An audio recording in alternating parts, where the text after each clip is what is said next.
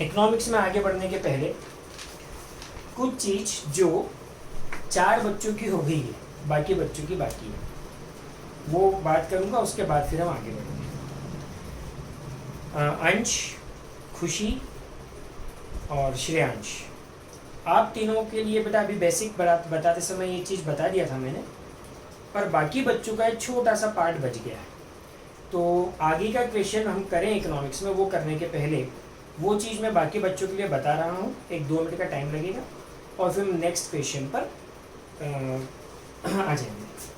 तो बाकी बच्चे जो हैं इन तीनों के अलावा, और ये तीनों भी देखिए अपन,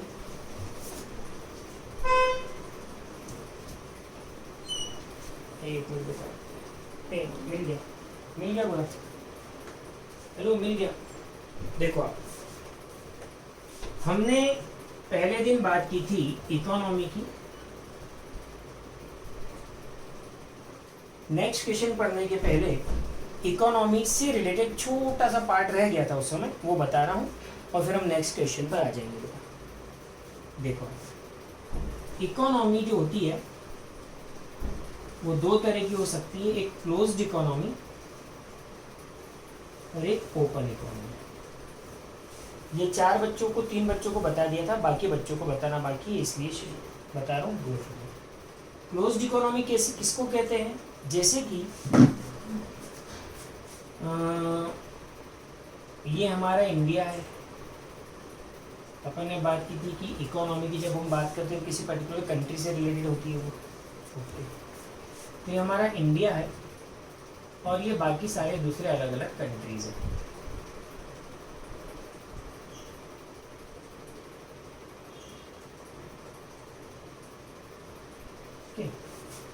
अगर हमारा देश, ये जो बाकी दूसरी कंट्रीज हैं, इनके लिए अपने दरवाजे बंद रखे, मतलब क्या दरवाजे बंद रखे, मतलब क्या कि भैया ना तो हम आपसे कुछ इंपोर्ट करेंगे, ना तो आपसे हम कोई सामान मंगवाएंगे, ना आपको हमारे यहाँ आके कुछ इन्वेस्टमेंट करने की ज़रूरत है, कोई आपको यहाँ आके फैक्ट्री लगाने के लिए भी हम परमिशन नहीं देंगे, और हमें आपको कुछ एक्सपोर्ट भी नहीं करना, हमें आपको कोई माल बेचना नहीं। मतलब ये कि दूसरे देशों के लिए हमने अपने दरवाजे क्या कर दिए हैं, बंद कर दिए। ठीक है, तो ऐसी जो इकोनॉमी होती है वो बेटा क्लोज्ड इकोनॉमी होती है, मतलब कंट्री के अंदर ही अंदर सारी एक्टिविटीज होती है। हमारी कंट्री और दूसरी कंट्री के बीच किसी भी प्रकार की कोई एक्टिविटी नहीं होती, कोई भी प्रकार की एक्टिविटी नहीं होती, ना तो हम उनसे कुछ इंपोर्ट करते हैं, ना हम उन्हें कुछ एक्सपोर्ट करते हैं। तो अगर ऐसी कोई इकोनॉमी है तो वो कहलाती है क्लोज्ड इकोनॉमी। ठीक है, तो ओपन इकोनॉमी कौन सी होगी, ओपन इकोनॉमी कौन सी होगी, अब ये मुझे कहने की जरूरत नहीं है। अगर किसी देश में, जैसे कि हमारा जो देश है भारत देश, हमारे देश ने बाकी सारे देशों के लिए भी अपने दरवाजे खुले रखे, मतलब क्या कि हम आपसे यहाँ सामान मंगवाएंगे भी सही, इंपोर्ट भी करेंगे, और हम यहाँ से आपको अपना सामान बेचेंगे भी सही, मतलब एक्सपोर्ट भी करेंगे। साथ ही आप लोग यहाँ आकर इन्वेस्टमेंट भी कर सकते हो, यहाँ आकर आपका मन है तो आप यहाँ फैक्ट्री लगा सकते हो इंडिया में, और अगर हमारा मन है तो आपके यहाँ भी आकर हम फैक्ट्री लगा सकते हैं। अगर ऐसा कोई इकोनॉमी है तो वो कहलाती ओपन इकोनॉमी। तो क्लोज्ड इकोनॉमी और ओपन इकोनॉमी का कॉन्सेप्ट क्लियर हो गया बेटा बाकी सारे बच्चों को जिनको आज बताया मैंने। क्लोज्ड इकोनॉमी और ओपन इकोनॉमी क्या है वो क्लियर हुआ। ठीक, आगे अब आगे पढ़ रहे, ध्यान से सुनिए।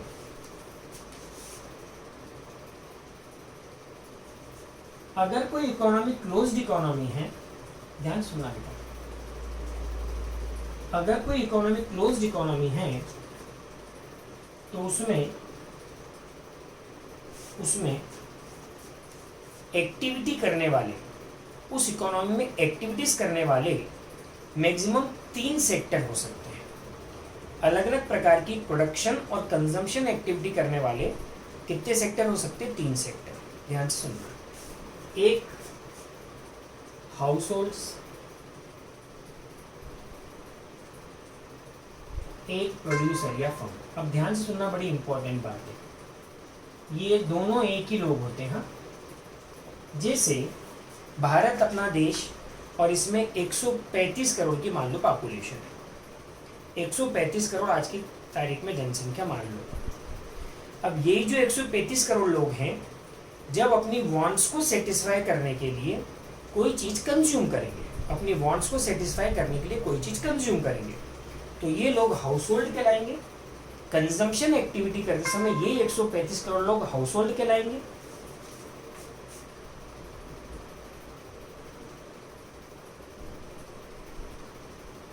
ठीक है, कंजम्पशन एक्टिविटी करते समय। और यही लोग जब किसी प्रकार की गुड्स या सर्विसेज का प्रोडक्शन करेंगे, यही 135 करोड़ लोग अगर किसी प्रकार की गुड्स या सर्विसेज का प्रोडक्शन कर रहे हैं, मतलब प्रोडक्शन एक्टिविटी कर रहे हैं, तो यही 135 करोड़ लोग प्रोड्यूसर्स या फर्म कहलाएंगे। मतलब हम क्या प्रकार की एक्टिविटी कर रहे हैं उसके आधार पर या तो हम हाउस होल्ड कहलाएंगे या तो हम प्रोड्यूसर कहलाएंगे। तो नॉर्मली किसी भी क्लोज्ड इकोनॉमी में वहां की जो जनसंख्या है, वहां के जो लोग हैं,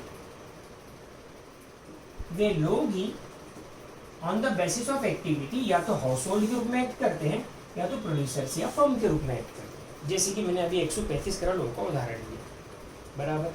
अब अगर ये दोनों ही प्रकार की एक्टिविटी, ध्यान देना पड़ता है, अगर ये दोनों ही प्रकार की एक्टिविटीज वहाँ की गवर्नमेंट भी करे, जैसे कि हमारे भारत देश की जो सरकार है वो ये दोनों प्रकार की एक्टिविटी कर रही है, अर्थात कंजम्पशन एक्टिविटी भी करती है और प्रोडक्शन एक्टिविटी भी करती है। तो यदि देश के लोगों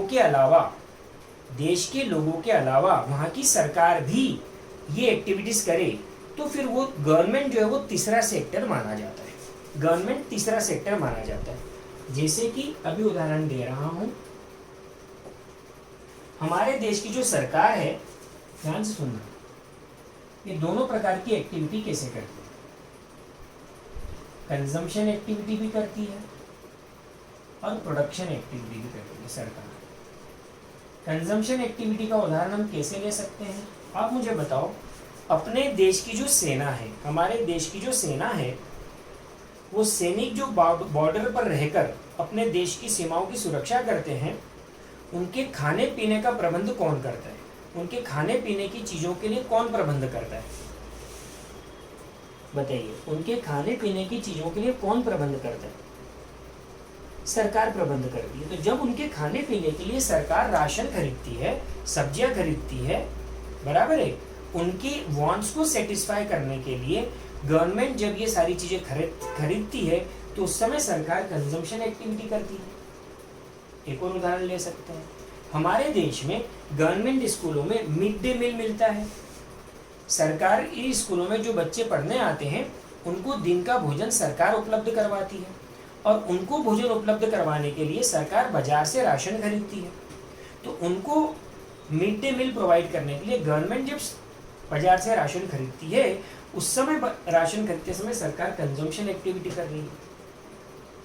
और जैसे कि हाईवेज बनते हैं, ब्रिजेस बनते हैं, डैम्स बनाते हैं, एयरपोर्ट्स बनते हैं, रेलवे ट्रैक्स डलती हैं, तो ये सारा काम भी सरकार द्वारा किया जाता है। बड़ी बड़ी सड़कें बनाने का ये सब काम भी हमारे यहाँ सरकार करती है, बराबर है। तो ये सब काम करते समय सरकार प्रोडक्शन एक्टिविटी करती है।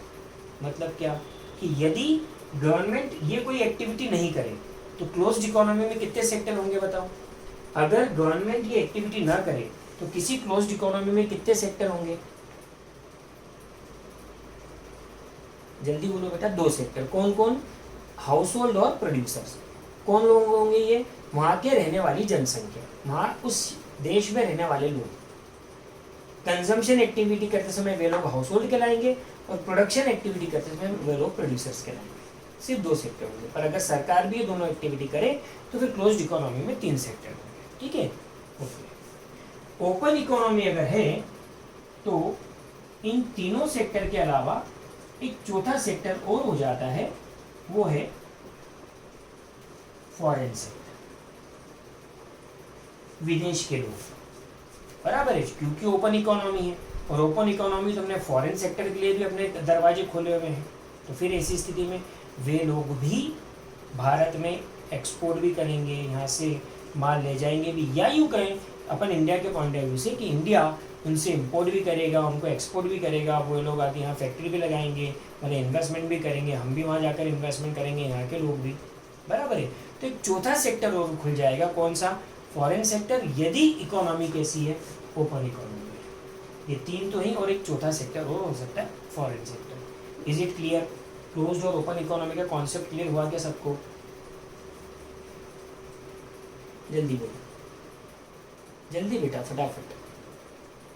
19 बच्चे टोटल हैं अभी, फटाफट मुझे सबके जवाब चाहिए, है ना। चलिए, अब क्लोज्ड और ओपन इकोनॉमी क्या होती है इस पर हमने बात की। अब प्रश्न उठता है, हमें जो मैक्रो इकोनॉमिक्स पढ़ना है, हमें जो मैक्रो इकोनॉमिक्स पढ़ना है, उसमें कुछ चैप्टर में हम 4 सेक्टर वाली इकोनॉमी पर बात करेंगे, जिसके अंदर की फॉरेन सेक्टर भी होगा, बराबर। और कुछ चैप्टर्स पढ़ते समय हमें क्लोज्ड इकोनॉमी में बात करनी है, और क्लोज्ड इकोनॉमी में भी ये मानते हुए बात करनी है कि गवर्नमेंट किसी प्रकार की एक्टिविटी नहीं करती। मतलब क्लोज्ड इकोनॉमी है और उसमें भी सिर्फ कितने सेक्टर है? 2 सेक्टर है। सिर्फ कितने सेक्टर है? 2 सेक्टर, एक हाउस होल्ड और एक प्रोड्यूसर्स, बराबर है।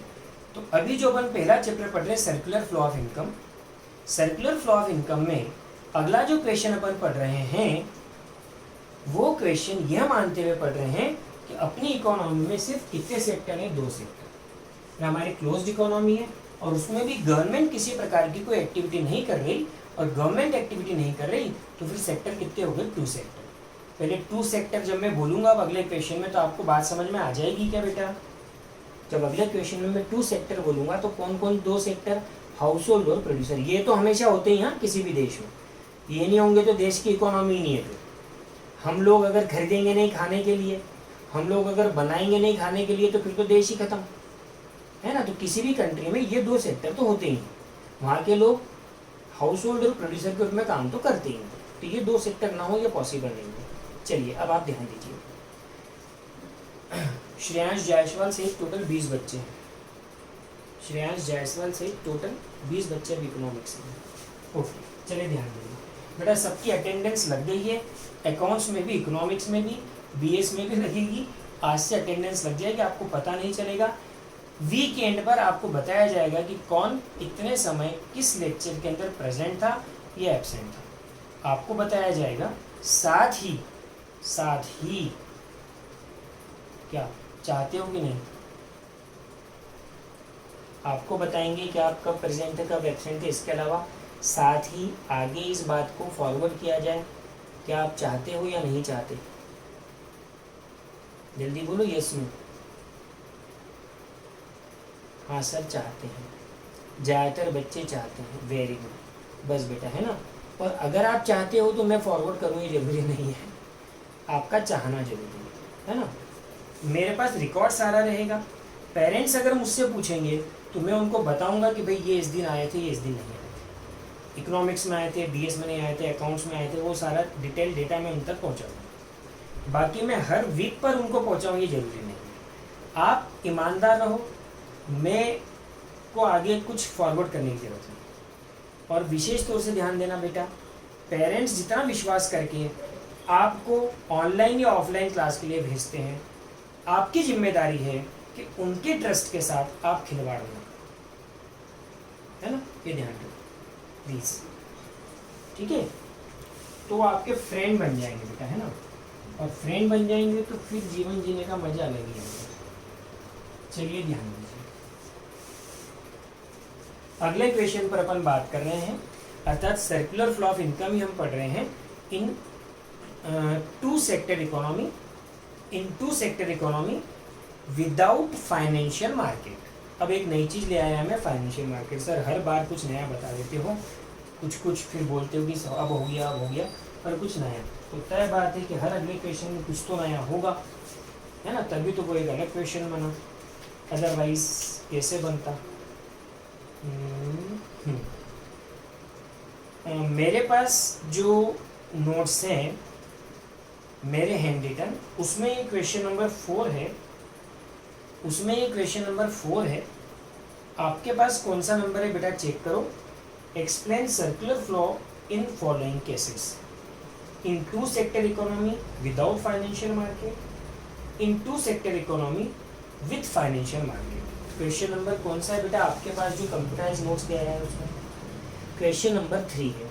तो सभी बच्चे जो आपके पास नोट्स हैं उसमें क्वेश्चन नंबर 3 देखेंगे। ठीक, ध्यान से सुनिए।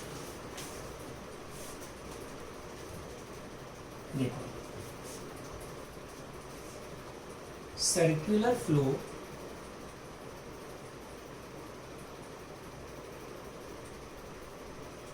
को हम सीख रहे हैं पहले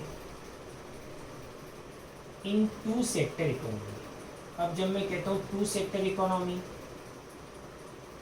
तो आप बता सकते हो ये क्लोज्ड इकोनॉमी है कि ओपन है? जल्दी बोलो, ये क्लोज्ड इकोनॉमी है कि ओपन है? क्लोज के लिए सी, हाँ बस ठीक है, क्लोज्ड इकोनॉमी है ना, ओके। अच्छा, क्लोज्ड इकोनॉमी है और इसमें गवर्नमेंट है या नहीं है? गवर्नमेंट है या नहीं है?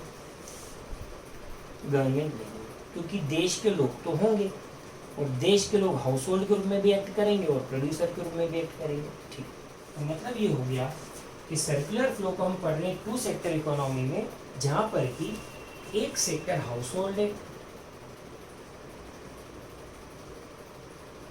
और एक सेक्टर प्रोड्यूसर या फर्म।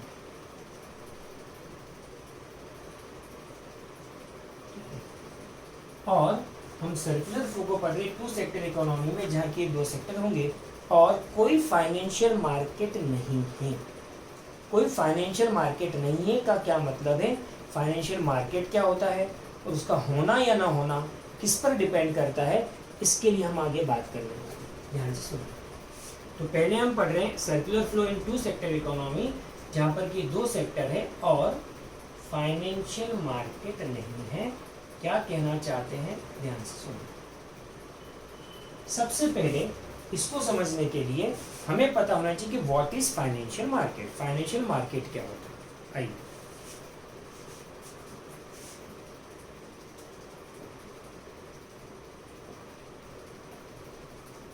अभी हम जब फाइनेंशियल मैनेजमेंट पढ़ेंगे ना बेटा बीएस में, आगे जाके 8 चैप्टर के बाद, तो उस समय फाइनेंशियल मार्केट का एक चैप्टर है अलग से, जिसमें फाइनेंशियल मार्केट में कौन कौन होते हैं उस पर बात होगी। तो वहाँ तो अपन पढ़ेंगे डिटेल में, अभी यहाँ जितनी ज़रूरत है वहाँ मैं बता रहा हूँ कि व्हाट इज़ फाइनेंशियल मार्केट। ठीक, आप मुझे बताओ, आपने बैंक्स, इंश्योरेंस कंपनीज,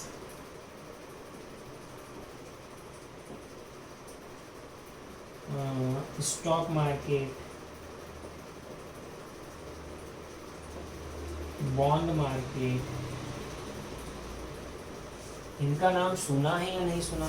सर कुछ का सुना है, कुछ का नहीं सुना। ऐसा है क्या कि सभी चीज़ों का नाम सुना है?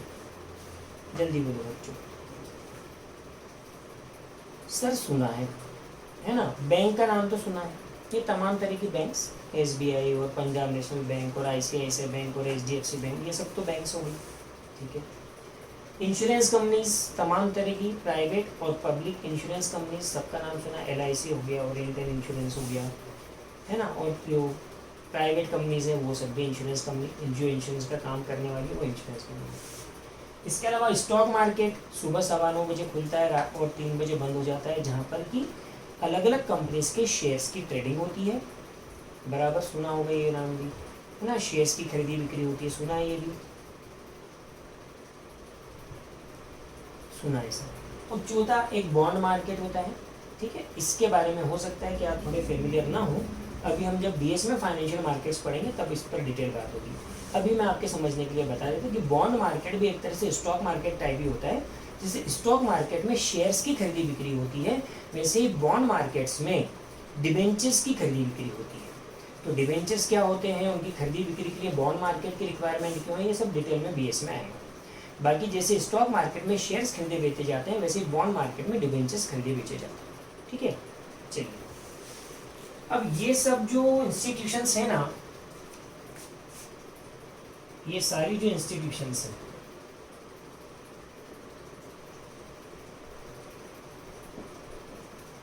इन सब का जो ग्रुप है ना, इसी ग्रुप को क्या बोलते हैं?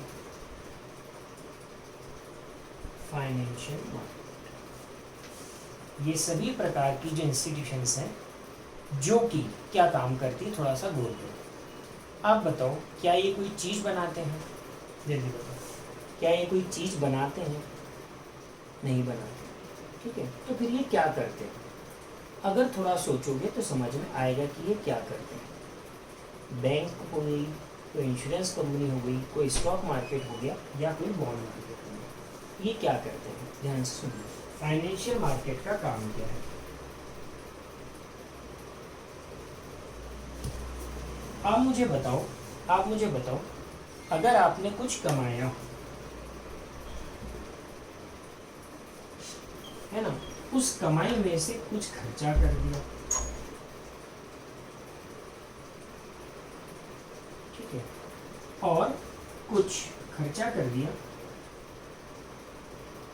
और कुछ बचा लिया,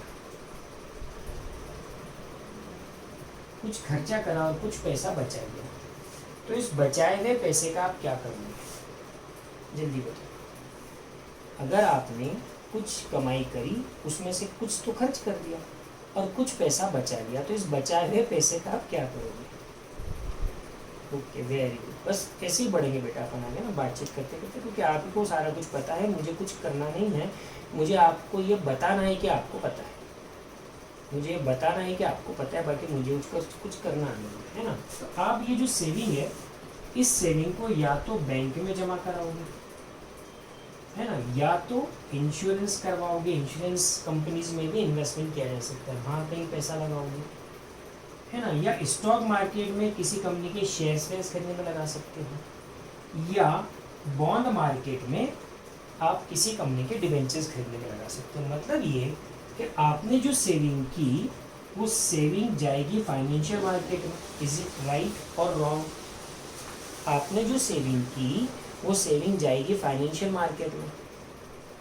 ओके, चलो, तो मतलब ये हो गया कि हम जो भी पैसा बचाएंगे, वो बचाया हुआ पैसा जाएगा फाइनेंशियल मार्केट में इन एनी फॉर्म, किसी भी रूप में जाए, पर वो जाएगा फाइनेंशियल मार्केट में। ठीक है, अब ये जो आपकी सारी सेविंग थी, छोटी छोटी सेविंग, 130 करोड़ लोग मिलकर करेंगे। अगर 10-10 रुपये भी रोज बचाएंगे तो 130 करोड़ एक दिन में 1300 करोड़ बचाएंगे, और ये 1300 करोड़ एक दिन के फाइनेंशियल मार्केट में जाएंगे। सोचो, 10 रुपये एक बंदा बचा रहा है एक दिन में, और वो 1300 करोड़ हो रहे हैं, और ये 1300 करोड़ फाइनेंशियल मार्केट में जा रहे हैं। अब ये पैसा फाइनेंशियल मार्केट में आ जाएगा, इन सब लोगों के पास आ जाएगा, तो ये सब लोग इस पैसे का क्या करेंगे? क्या अपने पास रखेंगे? जल्दी बोलो, क्या ये पैसा इनके पास रखेंगे खुद? अगर खुद के पास रखेंगे तो बर्बाद हो जाएंगे, खुद के पास रखेंगे तो बर्बाद हो जाएंगे। तो फिर ये करेंगे क्या? ये लोग करेंगे क्या? तो ये लोग क्या करते हैं बेटा, यहाँ हमारी जो सेविंग है, वो सारी सेविंग फाइनेंशियल मार्केट में जाती है, और फाइनेंशियल मार्केट की ये सारे जो लोग हैं, ये सारे लोग इस पैसे को कहाँ पहुँचाते हैं, या यूँ कहें कि इस फाइनेंशियल मार्केट से ये सारा पैसा कौन ले जाता है? ध्यान से सुनना, इस तरफ कोई प्रोड्यूसर्स और फर्म होते हैं। ध्यान देना बेटा, इधर हाउस होल्ड भी होते हैं और प्रोड्यूसर भी होते हैं, दोनों होते हैं। अभी 2 मिनट में बात समझ में आएगी। हाउस होल्ड्स अपनी स्मॉल सेविंग्स को फाइनेंशियल मार्केट में पहुंचाते हैं। प्रोड्यूसर्स के रूप में कोई व्यक्ति काम कर रहा है, और अगर उसने कुछ बचा लिया, अभी समझ में आएगा कैसे बचाता है। अगर उसने कुछ बचा लिया तो वो भी कहाँ जाता है? फाइनेंशियल मार्केट में।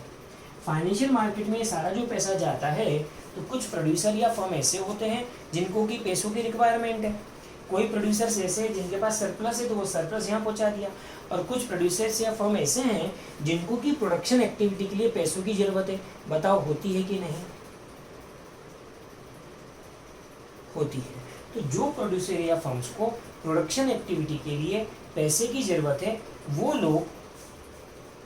लोग फाइनेंशियल मार्केट वाले उन लोगों को ये पैसा प्रोवाइड करते हैं।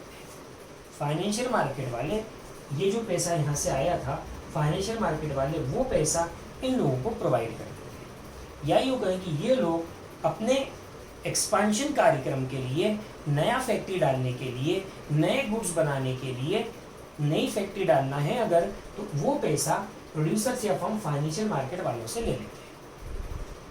बराबर। तो आप बताओ फाइनेंशियल मार्केट क्या कर रहा है, आप बताओ फाइनेंशियल मार्केट क्या कर रहा है, फाइनेंशियल मार्केट क्या कर रहा है पता है?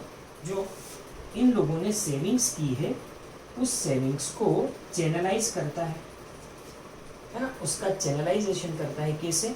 यहाँ से सेविंग पहुँचती है फाइनेंशियल मार्केट में और फाइनेंशियल मार्केट उस सारी सेविंग को आगे प्रोड्यूसर या फर्म जिसको रिक्वायरमेंट है वहाँ तक पहुँचा देता है।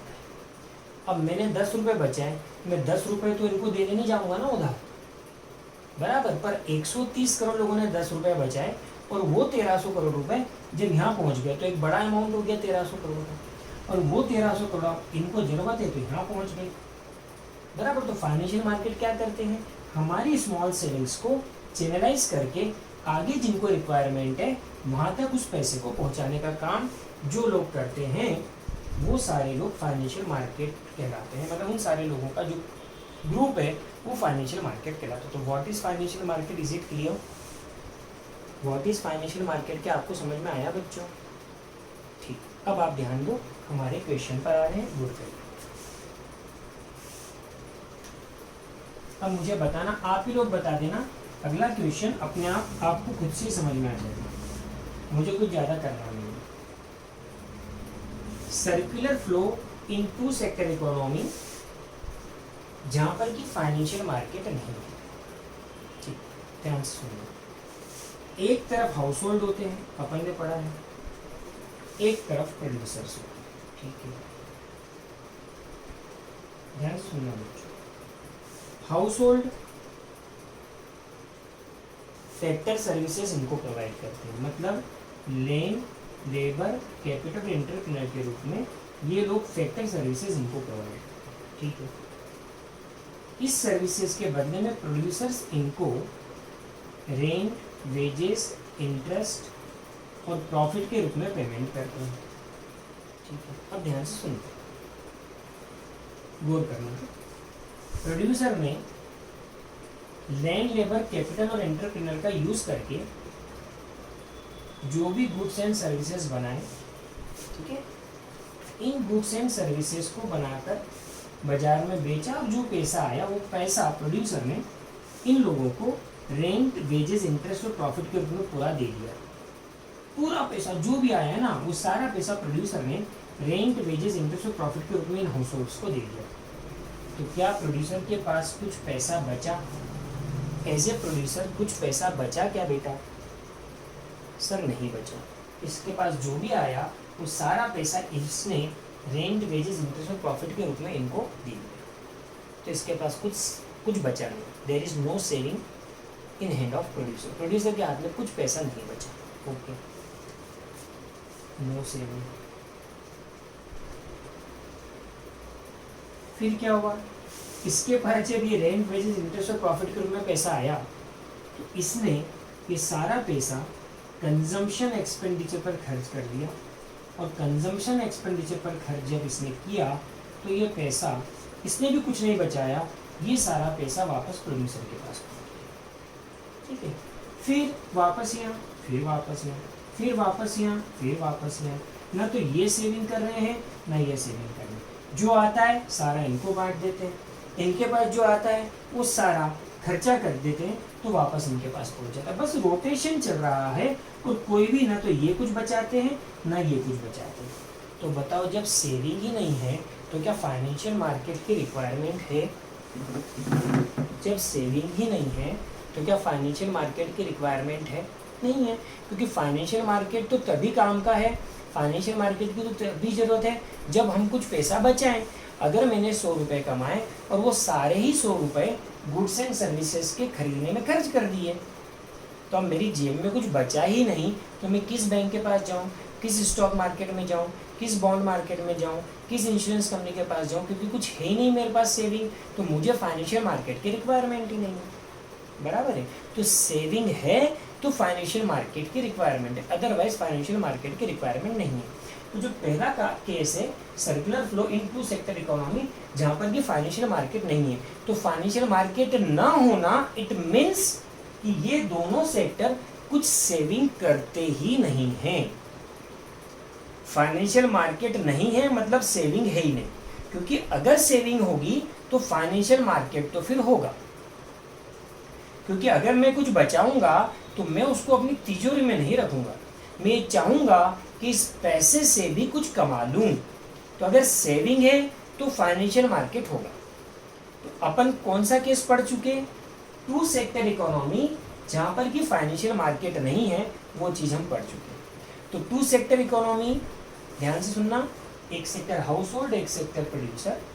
प्रोड्यूसर जो भी गुड्स एंड सर्विसेज बनाते हैं, बेचकर जो पैसा आता है वो सारा पैसा इन्हें रेंट, वेजेस, इंटरेस्ट और प्रॉफिट के रूप में डिस्ट्रीब्यूट कर देते हैं, अर्थात अपने पास कुछ सेव नहीं करते। ठीक है, और ये लोग जैसे ही ये पैसा आता है उस पैसे का कंजम्पशन एक्सपेंडिचर कर देते हैं, कुछ सेविंग नहीं करते, तो ये पैसा वापस इन तक पहुंच जाता है। तो बस ऐसा रोटेशन घूमता रहता है पैसे का, न ये कुछ बचा रहे न ये कुछ बचा रहे, तो फाइनेंशियल मार्केट की जरूरत भी नहीं होती। तो विदाउट फाइनेंशियल मार्केट का मतलब ये कि दोनों में से कोई सेविंग नहीं कर रहा, ये जो कमा रहे वो भी है जा रहा है, ये जो आ रहा है इनके पास वो भी है जा रहा है। Is it clear? Is it clear? Okay, अभी आप उसमें से पढ़ दूंगा ये चीज। ठीक है, अब ध्यान सुनिए, अगली चीज क्या पूछी इन्होंने कि सर्कुलर फ्लो वही इन टू सेक्टर इकोनॉमी, मतलब यही दो सेक्टर, मतलब हाउस होल्ड और प्रोड्यूसर, पर कब? जबकि फाइनेंशियल मार्केट भी है। अब फाइनेंशियल मार्केट है तो आप मुझे बताओ, ये लोग जो कमा रहे हैं रेंट, वेजेस, इंटरेस्ट और प्रॉफिट के रूप में, उसमें से सारा खर्च कर रहे हैं कि कुछ बचा रहे हैं? बताओ, सारा खर्च कर रहे हैं कि कुछ बचा रहे हैं?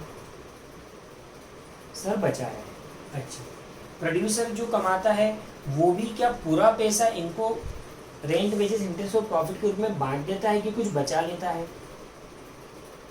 वो भी बचा लेता है। ओके, और ये लोग अपनी बचत को कहाँ पहुंचाते हैं? फाइनेंशियल मार्केट में। फिर फाइनेंशियल मार्केट में वो लोग आते हैं, प्रोड्यूसर्स के रूप में काम करने वाले वो लोग आते हैं जिनको की पैसों की रिक्वायरमेंट है। ये वो प्रोड्यूसर हैं जिनको की पैसों की रिक्वायरमेंट नहीं, जिनके पास सरप्लस कैश है। इन्होंने तो अपना सेविंग यहाँ पहुँचा दिया। अब कुछ प्रोड्यूसर्स ऐसे भी हैं जिनको की पैसों की रिक्वायरमेंट है, और वो लोग फाइनेंशियल मार्केट में जाते हैं और जो इनको पैसा चाहिए फाइनेंशियल मार्केट से वो ले लेते हैं। बराबर? तो ये two sector economy with financial market, मतलब ये दोनों लोग सेव कर रहे हैं और अपनी सेविंग को फाइनेंशियल मार्केट में पहुंचाते हैं। फाइनेंशियल मार्केट इनकी सेविंग को चैनलाइज करके उन लोगों तक पहुंचा देता है जिनको की इसकी रिक्वायरमेंट है। ये कहलाता है circular flow in two sector economy with financial market. क्या बात समझ में आ गई बच्चों? हेलो, क्या बात समझ में आ गई? ओके, बस हो गया खत्म। अगला क्वेश्चन हो गया पूरा। मैं पढ़ दे रहा हूँ, आप देख लो एक बार, है ना। मुझे पढ़ना है बस, आप कुछ करना नहीं है, क्योंकि समझने का काम हम सारा कर चुके। ऐसे ही हम पूरा पढ़ेंगे, पूरा मैक्रो इकोनॉमिक्स ऐसे ही पढ़ेंगे। पहले हर क्वेश्चन को यहाँ समझ लेंगे और उसके बाद फिर अपने नोट्स में से पढ़ लेंगे। सिर्फ समझने के बाद सिर्फ पढ़ना भर है, आपको भी कुछ नहीं करना। घर जाके भी पढ़ लोगे तो वही बात है, यहाँ पर भी पढ़ लोगे तो वही बात है। मैं पढ़ दे रहा हूँ, अगला क्वेश्चन ध्यान से देखिए। क्या कह रहे हैं? Explain circular flow in following cases in two sector economy without financial market, in two sector economy with financial market. तो पहले विदाउट फाइनेंशियल मार्केट पढ़ रहे हैं। देखो जो बात मैंने बोली वही लिख रहे हैं। क्या बोलते हैं? There are only two sectors in the economy. ठीक है, कौन कौन? Household and firms. ठीक है, it means there is no government, मतलब कोई गवर्नमेंट नहीं है, कोई फॉरेन सेक्टर नहीं है। ओके, आगे बेटा क्या समझना है वापस? तूबा खान, क्या चीज वापस समझना है? हेलो, अनम्यूट होके बोलो बेटा, क्या समझना है वापस?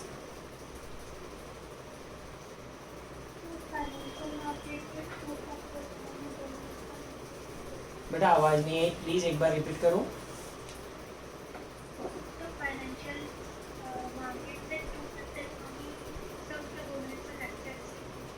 कोई बात, चलो देखो। हालांकि आज सारा एक लेक्चर रिकॉर्ड हो रहा है, क्लास पूरी होने के बाद में ग्रुप पर भी डाल दूंगा। ठीक है, आप वहां भी देख लेना, पर अभी एक बार देख लो। Two sector economy with financial market मतलब क्या? एक सेक्टर हाउस होल्ड है, एक सेक्टर प्रोड्यूसर है। ध्यान से सुनना बेटा। हाउस होल्ड को रेंट, वेजेस इंटरेस्ट और प्रॉफिट के रूप में प्रोड्यूसर से पैसा मिला। हाउस होल्ड ने रेंट, वेजेस, इंटरेस्ट और प्रॉफिट के रूप में जो पैसा मिला वो सारा पैसा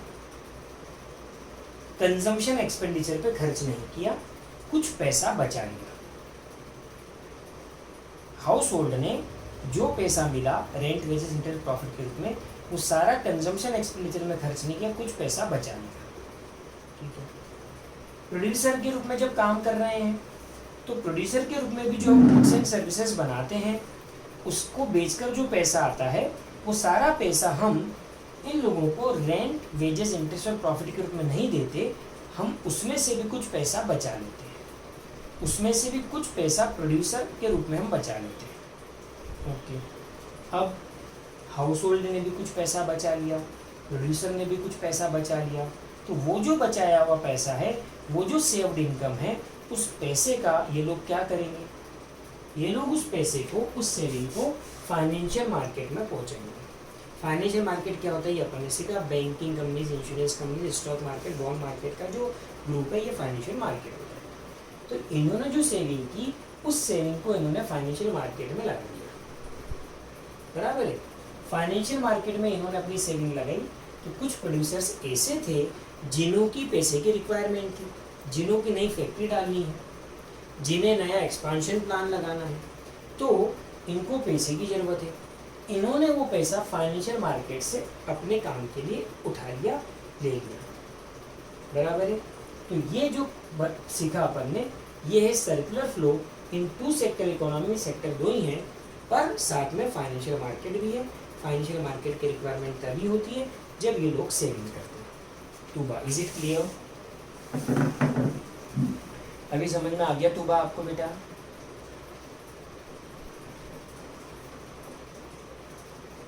ठीक, ओके, चलिए।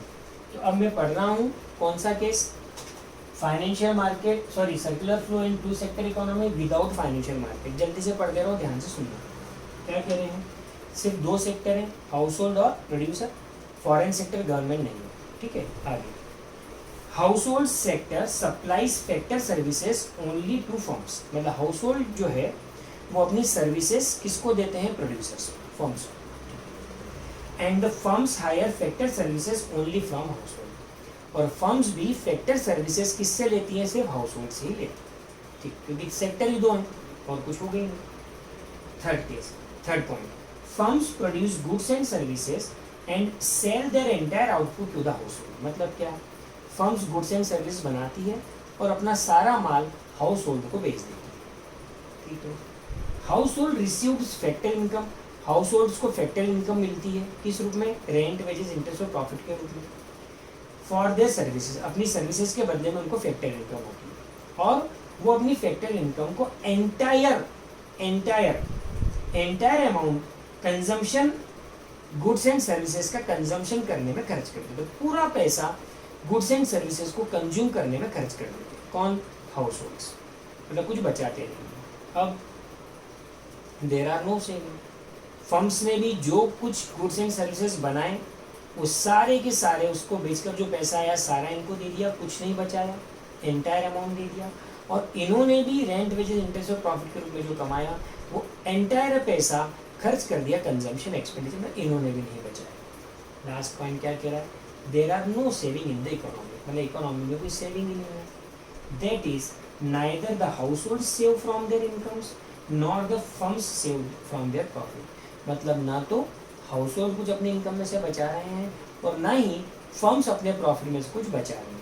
ठीक है, जब दोनों ही नहीं बचा रहे तो फाइनेंशियल मार्केट की रिक्वायरमेंट नहीं है। ठीक है, तो इस प्रकार का ये पूरा सर्कल बन जाएगा। देखो आप, एक तरफ हाउस होल्ड है, एक तरफ फर्म्स है। हाउस होल्ड सर्विसेज दे रही है किसको, फर्म्स को, बराबर। ठीक है, बदले में फर्म्स इनको फैक्टर पेमेंट कर रहे हैं, रेंट, वेजेस, इंटरेस्ट, प्रॉफिट के रूप में। ठीक है, जैसे इनके पास रेंट, वेजेस, इंटरेस्ट, प्रॉफिट के रूप में पैसा आया, इन्होंने उसका कंजम्पशन एक्सपेंडिचर कर दिया, पूरा पैसा वापस यहाँ पहुँच गया। ठीक है, फर्म्स जो भी गुड्स एंड सर्विसेज बना रहे हैं, बराबर, जब ये कंजम्पशन एक्सपेंडिचर करेंगे तो सारे गुड्स एंड सर्विसेज यहाँ पहुँचे। मतलब ये कि ये अपनी सर्विसेज इनको दे रहे हैं, ये अपने सारे गुड्स एंड सर्विसेज इनको दे रहे हैं। ठीक है, किस रूप में दे रहे हैं? जब ये कंजम्पशन एक्सपेंडिचर करते हैं तो सारे गुड्स एंड सर्विसेज यहाँ पहुँच जाते हैं। ठीक है बेटा, ये सर्कल पूरा क्लियर हुआ विदाउट फाइनेंशियल मार्केट का। ये जो बना हुआ है इसको ध्यान से देखो। ठीक है, अब यही चीज़ वो कायम में बोल रहा है विद फाइनेंशियल मार्केट। तो विद फाइनेंशियल मार्केट में कुछ अलग बात नहीं है, जो अपन ने बोली वही सारी बात है। दोनों लोग बचा रहे हैं, और दोनों लोग बचा रहे हैं तो अपनी बचत को फाइनेंशियल मार्केट में लगा रहे हैं, और फाइनेंशियल मार्केट उस सेविंग को चैनलाइज करके उन लोगों को पहुंचा रहा है जिसको कि उनकी रिक्वायरमेंट है। यही बात यहाँ बोली गई है। मैं पढ़ दे रहा हूँ जल्दी से, फिर आप एक बार घर पे पढ़ लेना, कोई प्रॉब्लम आए तो यहाँ पूछ लेना। ठीक है, देखो क्या कहते हैं, circular flow into sector economy with financial market. पहला पैराग्राफ पुरानी बात को बता रहे हैं, ध्यान से देखो। मैं जल्दी से पढ़ूंगा बेटा क्योंकि टाइम हो रहा है। Circular flow in a two sector economy without financial market, मतलब पुरानी बात को बता रहे हैं ना, without financial market. Assume that there are no saving, वो पुरानी जो बात है उसमें ये मानते हैं कि कोई सेविंग नहीं है। That is household spend their entire income on purchase of goods and services and firms spend all the receipts from sale of goods and services in the making factor payment। मतलब ये जो भी कमाते हैं house hold वो सारा goods and services खरीदने में खर्च कर देते हैं, और क्या बोलते हैं, फर्म्स भी जो भी पैसा उनके पास गुड सर्विस को बेचकर आता है वो सारा पैसा फैक्टर पेमेंट करने में खर्च कर देते हैं, कोई बचाता नहीं। ऐसा कौन मानता है? जब फाइनेंशियल मार्केट नहीं। अब आगे, but in actual practice households do not spend their entire income, वास्तव में वो पूरा पैसा खर्च नहीं करते। That is a part of their income is saved, अर्थात वो अपने इनकम का कुछ हिस्सा बचाते हैं। Similarly firms also save some part of the receipts for expansion और अदर रीजंस। मतलब फर्म्स भी अपने पास जो भी कमाती है वो सारा देती नहीं है, बल्कि कुछ पार्ट सेव करती है ताकि आगे एक्सपेंशन के लिए अगर जरूरत पड़े तो वो काम आए। तो कुछ बचा लिया, ओके। अब बचा तो आज लिया, एक्सपेंशन जाने कब करेंगे, तो तब तक इस पीरियड में उस पैसे को वो फाइनेंशियल मार्केट में लगा देते हैं। कौन? प्रोड्यूसर्स भी और हाउस होल्ड्स भी। यही बात आगे लिखी है। क्या लिख रहा है आगे? लिख रहा है firms also borrow money to finance their expansion programme. अभी बताया था मैंने कि कुछ प्रोड्यूसर्स को पैसों की रिक्वायरमेंट होती है काय के लिए, अपने एक्सपेंशन प्रोग्राम के लिए, तो वो लेते भी है पैसा उधार। मतलब फर्म्स सेविंग करके इन्वेस्ट भी करती हैं, और कुछ फर्म्स एक्सपेंशन प्लान के लिए पैसा उधार भी देती है। आगे, all the savings and borrowings are channelised through a financial market. ये जितनी भी सेविंग और बोरोइंग है ये चैनलाइज होती है किसके थ्रू? एक फाइनेंशियल मार्केट के थ्रू। हो गया। फाइनेंशियल मार्केट क्या आगे वो बता दिया। Financial market refers to institutions such as banks, insurance companies etcetera which transact in loanable funds. ये लोग जो फाइनेंशियल मार्केट वाले हैं ये ट्रांजेक्शन करते हैं काय में? लोनेबल फंड्स में। मतलब ऐसे फंड्स में जिनको कि लोन के रूप में दिया जा सकता है, उन फंड्स में ये लोग ट्रांजेक्शन करते हैं। Savings of house holds accumulated in the financial market. House holds की जो छोटी छोटी सेविंग होती है वो फाइनेंशियल मार्केट में एक्यूमुलेट हो जाती है। 10-10 रुपये हमने बचाया, वहाँ 1300 करोड़ रुपए, ठीक है। Are utilised by firms for investment purpose. वो जो हमारी छोटी छोटी सेविंग है वो फाइनेंशियल मार्केट में गई, एक बड़ा अमाउंट बन गई जो कि प्रोड्यूसर्स द्वारा आगे इन्वेस्टमेंट पर्पस में यूज है। ये सेकंड केस हो गया, circular flow in case of two sector economy with financial market. Is it clear? बोलो, समझ में आ गया सबको ये? ठीक, कल हमारा ये चैप्टर खत्म हो जाएगा। एक लास्ट क्वेश्चन अपना बचा है जो पूछता है कि हर एक मनी फ्लो के अगेंस्ट एक रियल फ्लो होता है। हम हालांकि सीख चुके हैं पर कल इसको करेंगे। कल अपना ये चैप्टर खत्म कर देंगे, फर्स्ट चैप्टर इकोनॉमिक्स में खत्म हो गया, ठीक है। चलिए, तो आज के लिए इकोनॉमिक्स में इतना काफ़ी है, फिर कल से हम आगे बढ़ेंगे। 4:38 हुए हैं। 4:40 पर 2 मिनट बाद हम BS पढ़ने के लिए वापस इकट्ठा हो रहे हैं। सब बच्चे ध्यान दें, अभी 16 बच्चे बचे हैं। ध्यान देना, अभी 16 बच्चे बचे हैं। 19-20 से शुरुआत हुआ था इकोनॉमिक्स का। 16 बच्चे बचे हैं। 3-4 बच्चे कौन हैं जो बीच में गायब हो गए हैं? कल से उनका भी पता लगा लिया जाएगा। कैसे? जब एक एक क्लास एंड होगी उस समय भी देखेंगे हम कि कौन कौन बच्चे अभी तक हैं। प्लीज़ आप लोग समझ नहीं रहे हो, अगर अभी रेगुलर नहीं रहोगे आगे आपको इकोनॉमिक्स और बीएससी ज़्यादा प्रॉब्लम देंगे। 2 मिनट का ब्रेक रख रहा हूँ, 1 ही मिनट बचा है, 1 मिनट बाद वापस आ रहा हूँ।